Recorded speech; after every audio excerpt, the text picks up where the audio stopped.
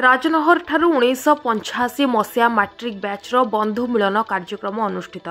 गजपति जिला पारଳାଖେମୁଣ୍ଡି स्थित राजनहर ठारे आज सकाळ 9टा बेले MRBH स्कूल 1985 मसीहा मैट्रिक बैचर बंधु मिलन कार्यक्रम अनुष्ठित हो जाइछि।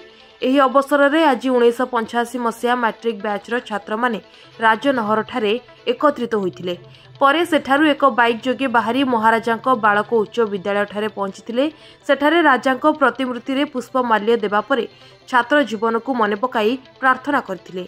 यापरे स्थानीय BN पैलेस ठारे बण भोजी करी एही बंधु मिलन कार्यक्रमटी पालन करथिले।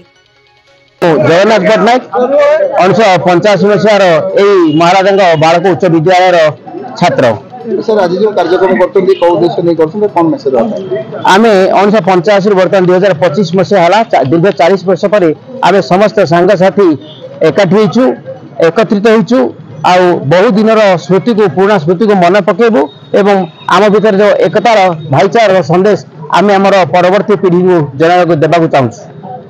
मुझे श्यामसुंदर गंते महाराजा कुशेन्द्र गजपति विद्यालय प्राक्तन छात्र 1985 मसीहार आम पास आउट बैच।